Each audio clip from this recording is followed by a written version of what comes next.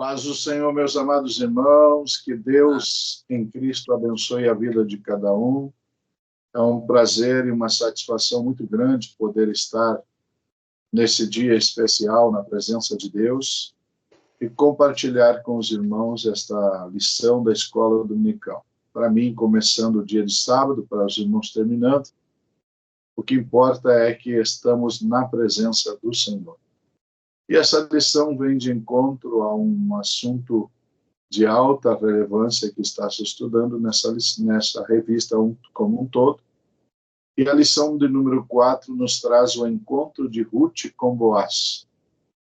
O texto áudio está em Ruth 2:12. O Senhor galardoe o teu feito, e seja cumprido o teu galardão do Senhor, Deus de Israel, sob cujas asas te viestes abrigado. A verdade prática, o verdadeiro e puro modelo de bondade é servir uns aos outros de coração, confiando na fidelidade e justiça de Deus. Então, a proposição desta lição é trazer para nós um sentimento de serviço, um sentimento de servo, um sentimento de entrega.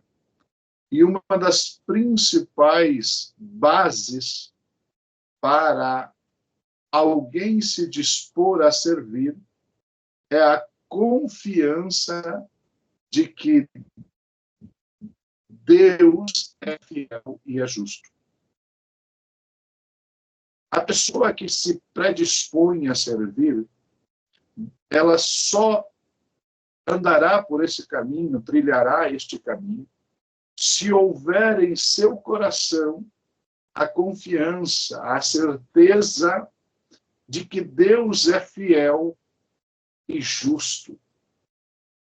Se houver qualquer desconfiança e for colocado a esperança de alguma recompensa em outro que não seja Deus, a tendência é que aquele que se predispôs a servir abandone esse desejo muito rápido, muito antes do que descubra a alegria, o prazer, a satisfação de servir. Esta semana eu estava em um hospital, é um hospital regional aqui, um hospital de alta relevância na questão do tratamento do câncer e enfermidades da área de oncologia.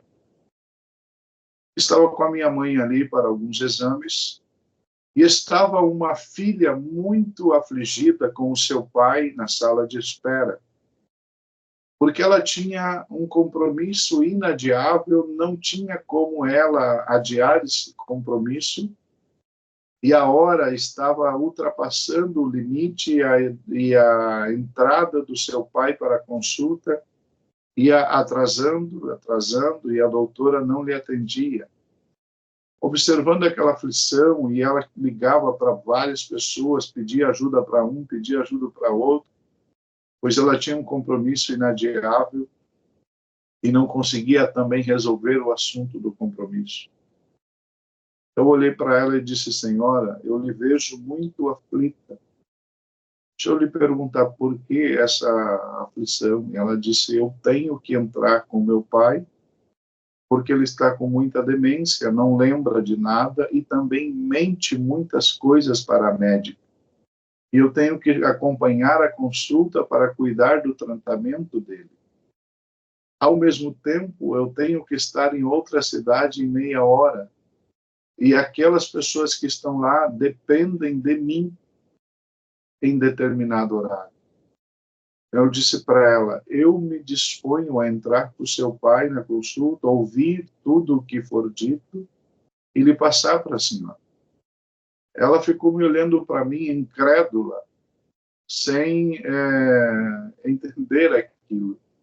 Então eu disse para ela: fica tranquila, eu sou um pastor, eu vou entrar ali atentamente, vou ouvir tudo o que a doutora disser e vou te passar. Ela, com os olhos lacrimejando, olhou para mim e disse: eu não acredito que o senhor vai fazer isso por mim. Vou fazer com o maior prazer. Então, ela saiu correndo, entrou no carro e foi solucionar o seu problema.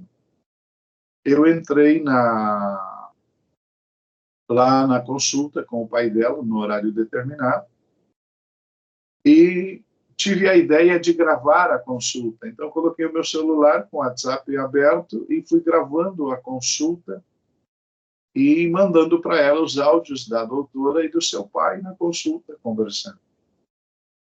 Quando terminou a consulta, ela já tinha chegado na cidade onde ela teria que ir, já teria resolvido o problema, estava lá com as pessoas resolvendo o assunto, e ela me mandou uma mensagem dizendo para mim assim: falei para as pessoas o que o senhor fez por mim, e as pessoas disseram assim: só podia ser um pastor.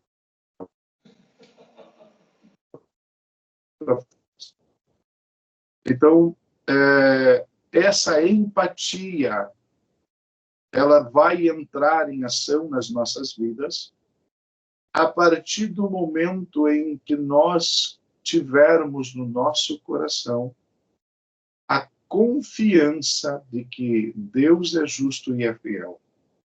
Então você vai servir não para receber recompensa imediata daquela a qual você foi alvo do seu serviço, mas você sabe que Deus, a seu tempo, da sua forma e da sua maneira, te recompensará. A história de Ruth e Boaz, o encontro de Ruth e Boaz, é uma das histórias mais fantásticas que trazem para nós a beleza da fidelidade e justiça de Deus, recompensando esta mulher pela atitude que ela teve com a sogra. Vamos à leitura bíblica em classe. Ruth 2, 1 a 4, 11, 12 e 14. E tinha Noemi um parente de seu marido, homem valente e poderoso, da geração de Elimeleque, e era o seu nome Boaz. E Ruth, a moabita, disse a Noemi: deixai-me ir ao campo, e apanharei espigas atrás daquele em cujos olhos eu achar graça. E ela lhe disse: vai, minha filha. Foi, pois, e chegou, e apanhava espigas no campo após os segadores, e caiu-lhe em sorte uma parte do campo de Boaz, que era da geração de Elimeleque. E eis que Boaz veio de Belém e disse aos segadores: o Senhor seja convosco. E disseram-lhe eles: o Senhor te abençoe. Respondeu Boaz e disse-lhe: bem, se me contou quanto fizestes a tua sogra, depois da morte de teu marido, e deixaste a teu pai e a tua mãe e a terra onde nasceste, e vieste para um povo que dantes não conheceste. O Senhor galardoe o teu feito, e seja cumprido o teu galardão do Senhor, Deus de Israel, sob cujas asas te viestes abrigar. E sendo já hora de comer, disse-lhe Boaz: achega-te aqui, e come do pão, e molha o teu bocado no vinagre. E ela se assentou ao lado dos segadores, e ele lhe deu do trigo tostado, e comeu, e se fartou, e ainda lhe sobejou. Introdução à lição em que estamos estudando, no comentário. Na lição anterior, o assunto central foi a amizade entre Noemi e Ruth, sogra e nora. Nesta, um novo personagem entra em cena, Boaz, o parente remidor. Veremos como o Deus da providência recompensa os que se doam a bons relacionamentos. Então, aqui está uma das coisas primordiais que nós precisamos ter quando decidimos nos doar a bons relacionamentos. edificar, construir bons relacionamentos. Por exemplo, sogra e nora, genro e sogra, genro e sogro. Relações que precisam ser construídas. Por exemplo, marido e mulher. Decidirem abrir mão do seu egoísmo, do seu ego, da sua vaidade, da sua soberba e entregar-se a um bom relacionamento. O que faz isso? Faz com que Deus decida providenciar e recompensar com o melhor para aqueles aos quais decidem investir numa das coisas que está cada vez mais rara, mais difícil, mas que agrada a Deus. Porque Deus nos criou seres sociais e Deus tinha o objetivo de que nos bem relacionássemos com os outros. Vamos ao capítulo de número 1, Boaz, o remidor. Ponto número 1, um homem próspero. O capítulo 2 de Ruth nos apresenta Boaz, um homem valente e poderoso da geração de Elimelec. Ruth 2:1. Os termos valente e poderoso referem-se ao caráter íntegro e à influência de Boaz.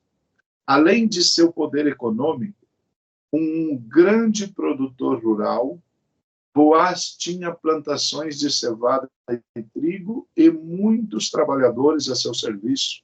Ruth 2, 5, 6 e 23. Reunia qualificações e condições para cumprir o papel de remidor.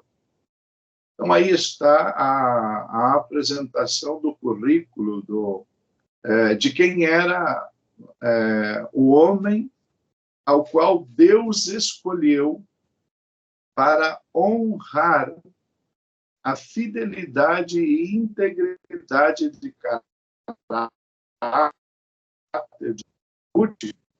Ela vai trazer para nós uma das revelações mais extraordinárias do Cânon Sagrado, do que é uma mulher com caráter,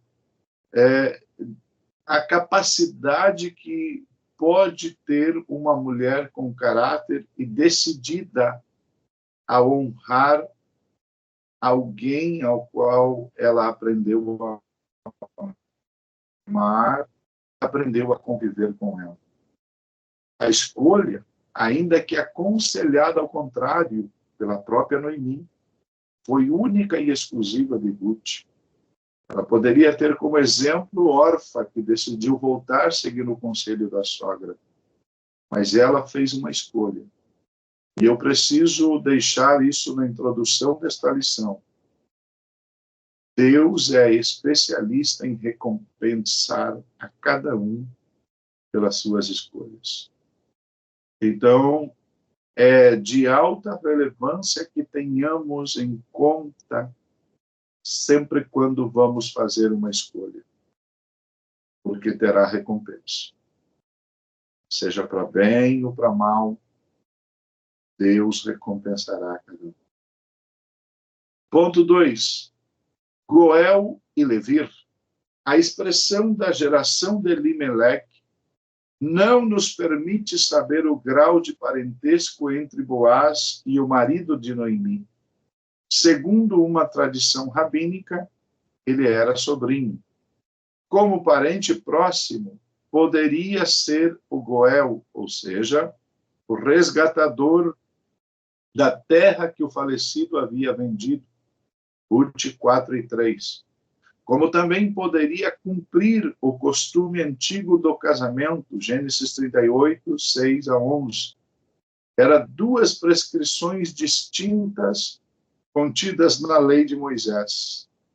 A do resgatador previa que quando um israelita ficasse pobre e precisasse vender suas terras, seu parente mais próximo tinha o dever de comprá-las de volta e restituir-lhe E se o hebreu fosse comprado como escravo por um estrangeiro, um parente tinha o dever de resgatá-lo.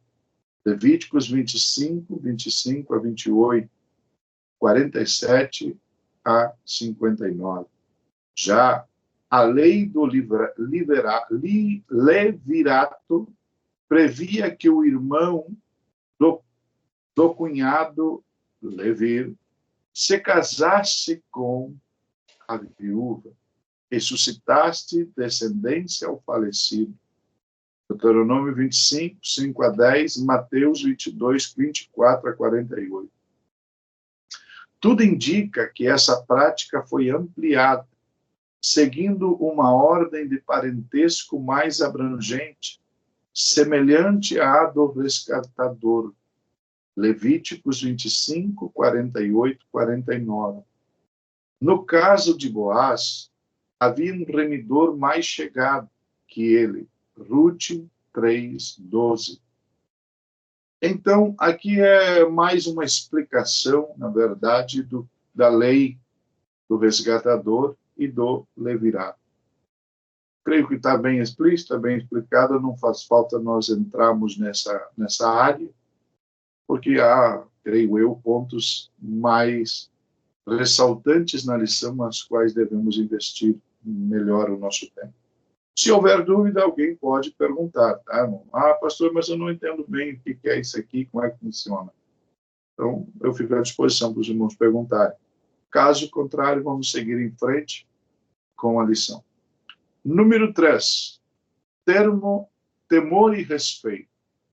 A saudação de Boaz a seus empregados demonstra que ele temia a Deus. A invocação a Jeová, o Senhor seja convosco, dirigida a todos os segadores, indica também seu respeito aos que com ele trabalhavam. Os empregados lhe retribuem com uma saudação também amistosa e piedosa. O Senhor te abençoe. Ruth 2:4. Patrões e empregados devem se tratar com mútua consideração, reconhecendo a posição e o papel próprios de cada um na relação do trabalho, ou de trabalho. Efésios 6, 5 a 9, Colossenses 3, 22 a 4, 1. Então, vamos ver se essa parte aqui, ela deve ser aplicada entre nós. Se igreja alguém é patrão e houver alguém dentro da igreja que é empregado, a orientação bíblica é que se tratem como tal no trabalho. Lembrando que a hierarquia ela é necessária e indispensável para o bom funcionamento de qualquer grupo de convívio. E, principalmente, profissionalmente falando, é indispensável que tenha-se hierarquia,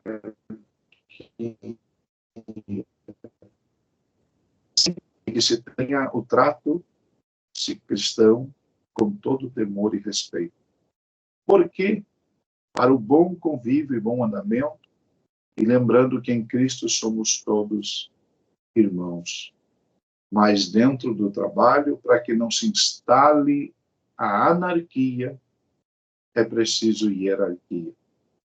Na igreja, para que não se instale a anarquia, é necessário hierarquia. E aonde se fere os princípios de convivência social, onde não se respeita a hierarquia, logo a anarquia se instaura. Mas que Deus tenha misericórdia e aprendamos com Boaz, aprendamos com os seus empregados o bom convívio nas repartições, na empresa, no trabalho, ou no convívio social dentro da igreja, no convívio profissional dentro do trabalho, no convívio de trabalhos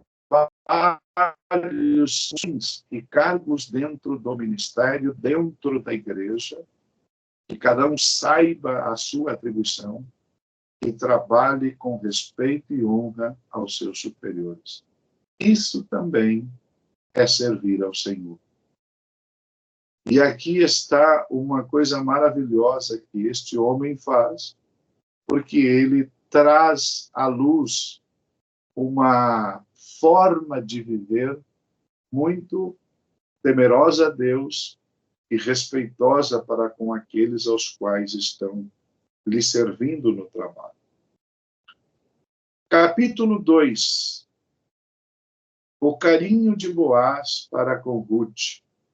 Então, se o capítulo 1 se dedica a trazer e revelar o caráter, a pessoa, traçar um perfil psicológico, comportamental, de quem era Boaz, o tipo de pessoa que ele era, traz para nós as características do homem Boaz.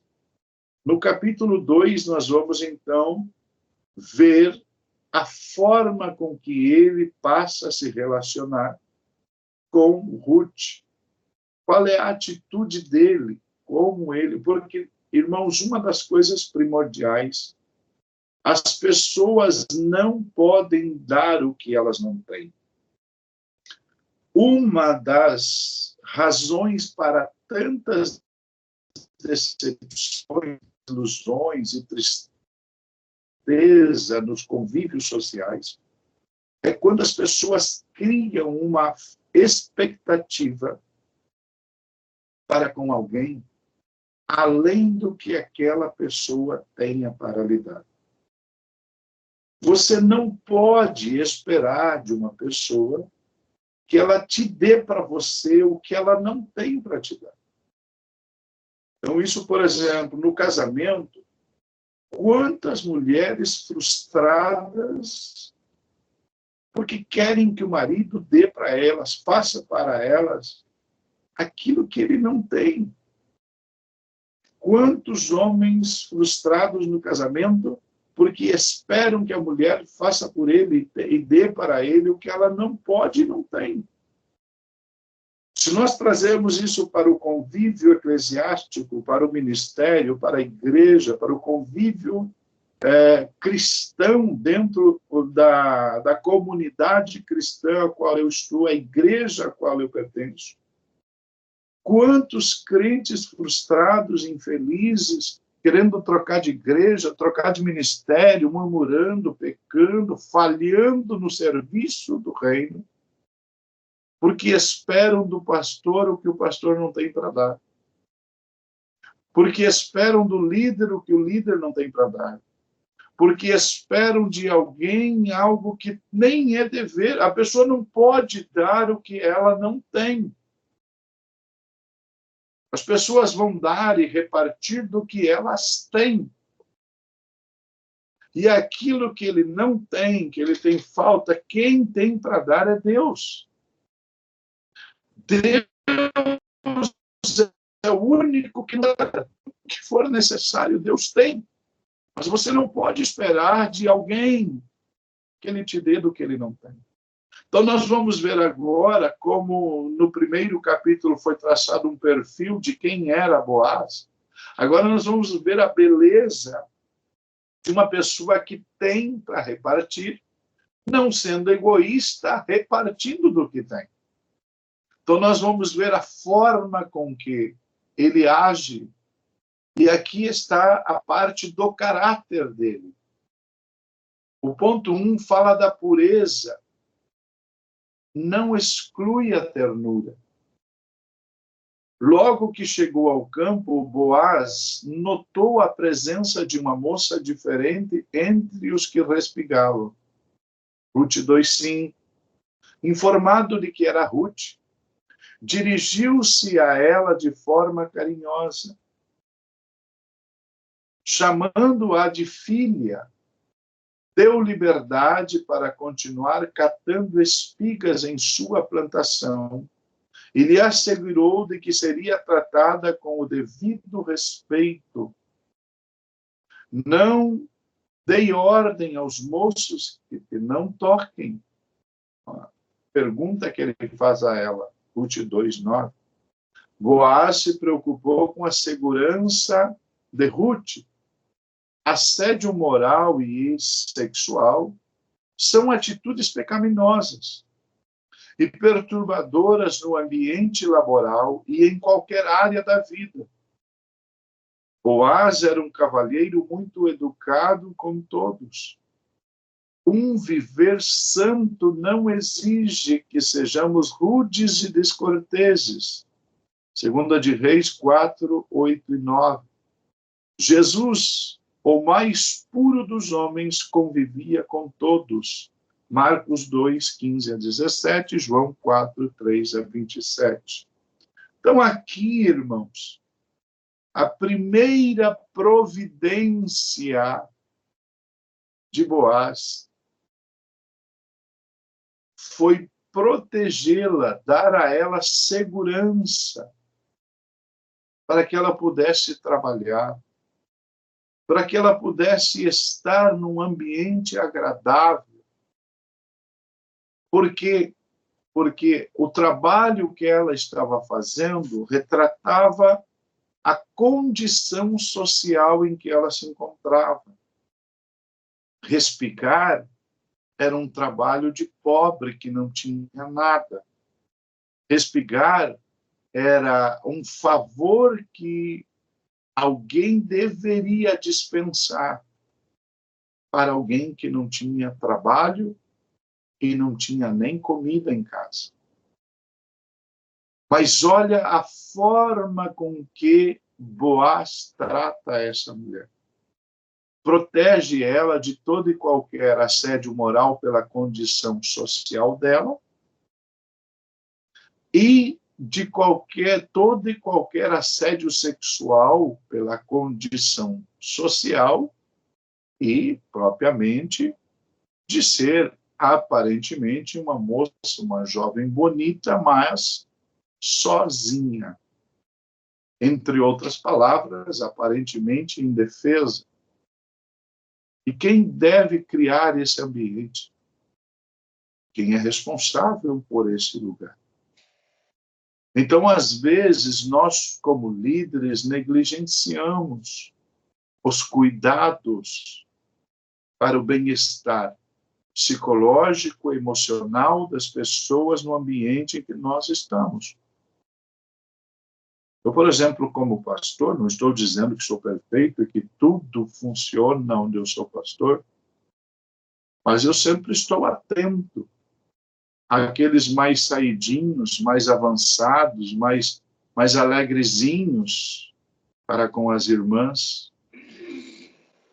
Na juventude, aqueles jovens que nós chamávamos em espanhol de pica-flor, em português é beija-flor, é um passarinho pequenino, que toca em todas as flores. E sempre na igreja tem aquele jovem que acha que quer namorar todas as meninas que aparecem. E ele arruma problema comigo rapidinho. Então, nós precisamos ter este cuidado, esse princípio, porque assédio moral e sexual, além de ser uma atitude pecaminosa, é pecado assediar sexualmente ou moralmente alguém. Também é uma coisa perturbadora no ambiente laboral ou em qualquer área da vida. Então, se alguém tem esses desvios, tem que tratar com Deus, tem que tratar com o Espírito Santo, tratar esse caráter nojento e podre que você tem. Precisa tratar a tua intimidade, você precisa nascer de novo. Se você tem esse desvio de caráter de assediar moralmente as pessoas ou sexualmente. E eu gostaria que isso ficasse registrado nos nossos corações e na nossa mente. Não vou pedir licença para falar. Isso é uma coisa nojenta, isso é uma coisa... olha, Eu nem vou seguir o assunto, porque o meu vocabulário me dá palavras muito desagradáveis. Eu tenho uma repulsa contra essas coisas. As pessoas que têm esses desvios de caráter têm que tratá-los com oração, com jejum, nascer de novo, ter princípios éticos, morais, é inegociável para quem diz que é filho de Deus. Nós precisamos ter isso bem em claro nas nossas ações e atitudes diárias. As pessoas têm que se sentir bem perto de nós. As pessoas têm que sentir a presença de Deus na nossa vida quando chegam perto de nós. E não medo de serem assediados. Não medo de serem desrespeitados. E aqui está uma ação maravilhosa que revela o verdadeiro caráter desse homem. Ponto 2. Deus estava agindo. A atitude de Boaz surpreendeu Ruth. Como estrangeira e pobre, certamente ela tinha receio de como seria tratada. Agia com educação e muita discrição. Ruth 2:7. Impressionada com o gesto de Boaz, inclinou-se ao chão e, de forma humilde, reconheceu ser indigna do tratamento que recebeu. Ruth 2:10. Havia uma motivação especial na conduta de Boaz. Ele já conhecia a bela história de Ruth, Ruth 2:11. Um bom testemunho nos abre muitas portas. Isso é verdade. Jesus disse que pelo fruto se conhece a árvore. E a boa fama, o bom nome, vale muito mais do que as muitas riquezas. O teu currículo fala por ti. Então é bom a gente ter cuidado para não colocar marcas desagradáveis, selos desagradáveis no nosso currículo. Porque às vezes nós somos muito bons para pregar. Mas o que vale mesmo é o bom testemunho. Não é o que falamos, mas é o que vivemos. Não é nossa fama, mas quem somos. E isso abre portas lindas, maravilhosas. Pega uma pessoa que o seu histórico laboral é 3 meses numa empresa, 6 meses noutra empresa, 1 mês noutra empresa, 15 meses noutra empresa, 1 ano noutra empresa. E alguém olha para um histórico desse e não quer nem que essa pessoa cruze na frente da empresa dele. Então você precisa ter esse princípio. Você precisa ter cuidado, porque o teu histórico vai falar de quem você é também. É a construção de quem você é. Sensível e espiritual. Boaz conciliava firmeza moral e sensibilidade, ternura e espiritualidade. Se nós pegarmos essas 4 características descritas pelo autor da lição, nós ficaríamos aqui em uma vigília para vocês e uma consagração de sábado, falando sobre essas características de um homem verdadeiro, instrumento de Deus, servo de Deus. Precisa ter firmeza moral, é indispensável ser uma pessoa sensível, uma pessoa terna e espiritual. Porque sensibilidade e ternura são marcas, características de quem é cheio do Espírito Santo. Tem gente que acha que ser grotesco, agressivo, tem gente que acha que ser mal educado é ser santo. Cara feia não é santidade, cara fechada não é santidade. A pessoa pode ser educadíssima, respeitosa, a pessoa pode ser sensível, sentir, ter emoções, ser empático. A empatia, colocar-se no lugar da outra pessoa, sentir o que a pessoa sente, tentar viver o que a pessoa está vivendo, compreender o que a pessoa está passando. Isto é, ser sensível, ser terno, mas ter essa firmeza moral e espiritual é inegociável para quem quer ser instrumento e servo de Deus. O versículo-chave do livro é uma declaração feita por ele a Ruth. Ruth 2:12. Boaz tinha uma profunda compreensão espiritual. Ele reconhecia que o Deus dos hebreus não estava limitado a fronteiras territoriais ou barreiras étnicas. E como servo de Javé, estava sendo usado para abençoar uma piedosa moabita. Suas palavras tocaram profundamente o coração de Ruth e lhe deram um grande conforto. Ruth 2:13. Quantas pessoas, irmãos, que dá até medo de chegar perto delas. Por quê? Porque sempre vai sair uma lapada, vai sair lasca, você se sente orgulhoso de dizer, eu tenho o dom de exortar, eu tenho o dom de falar a verdade, a verdade para mim.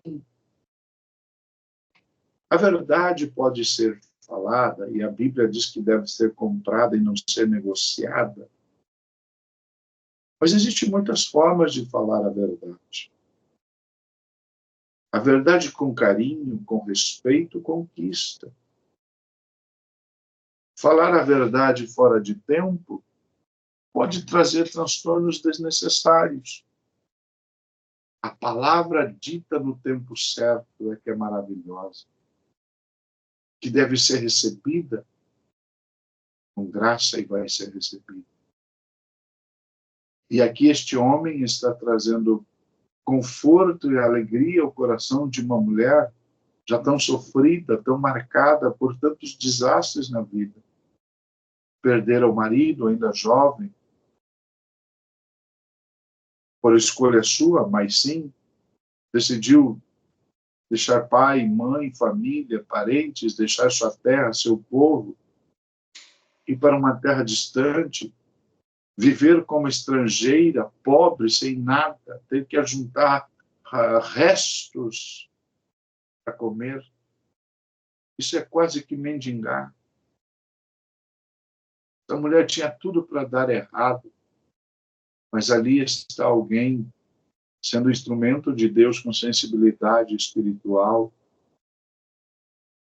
e caráter moral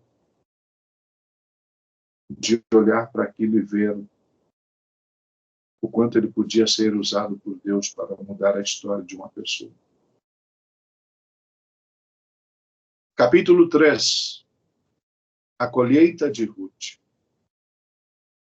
e a sua sobrevivência. A lei da semeadura. Uma cosmovisão secular produz a ilusão de que vivemos em um mundo dos homens, apartados de Deus e não afetados por ele. Isso é fruto de uma incredulidade crescente. Lucas 18, 1-8, 1 Timóteo 4:1. Essa visão dualista em nada condiz com as Escrituras e com a realidade dos que confiam no Senhor Providência. Ruth decidiu servir ao Deus de Israel em vez de Quemos, o Deus dos Moabitas, cuja adoração incluía o sacrifício de crianças. Números 21, 29, 1 de Reis 11, 7, 2 de Reis 3, 26, 27.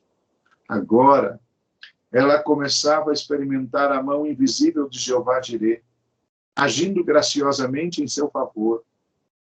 A lei da semeadura funciona integralmente, segundo os Coríntios 9, 6, Gálatas 6 e 7.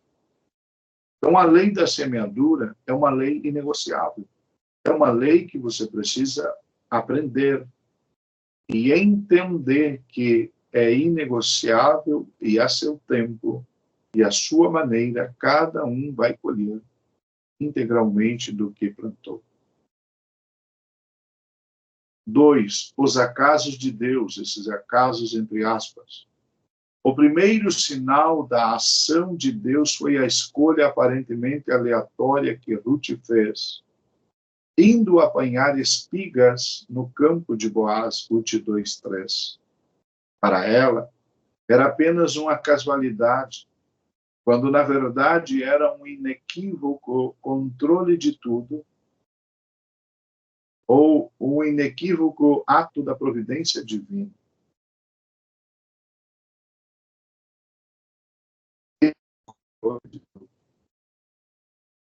Em favor dos que amam, Romanos 8:28. Quando Ruth retornou para casa e contou onde havia trabalhado, Noemi não escondeu sua exultação. Ruth 2:20. Uma esperança brotou no coração da pobre viúva. Jó 14:7-9. Então, o autor aqui usa como uma expressão os acasos de Deus. E os acasos de Deus não existem, né? O que existe é para nós, foi por acaso. Foi ocasionalmente, aconteceu. Nem esperava, nem imaginava. Mas é o inequívoco controle de Deus, a ação divina, o mover de Deus para permitir que nossos caminhos se cruzem exatamente no lugar exato e na hora certa, para que as coisas funcionem. Deus sempre daqueles que Deus sempre está agindo. A Bíblia diz que tudo contribui para o bem daqueles que amam a Deus. Então, se você, meu querido, minha querida, ama a Deus, não importa em que circunstâncias te encontras, lembre-se, continue amando a Deus, continue honrando a Deus, continue sendo íntegro e fiel, porque Deus é fiel e é justo. E a seu tempo, Ele mudará a sua história. O resultado da colheita. Alguns frutos de nossas ações são colhidos de imediato. Outros levam tempo para aparecer. Pela forma graciosa como ela era tratada, Ruth colhia cereais em abundância diariamente nos campos de Boaz. Ruth 2:17-21. A colheita garantia sua sobrevivência e de sua sogra. O trabalho árduo durou toda a estação. Entre março e abril, colheu cevada. De abril a junho, trigo.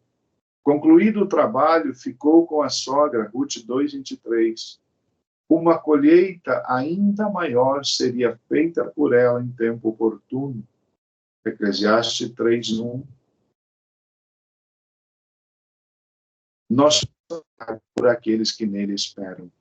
Isaías 64:4.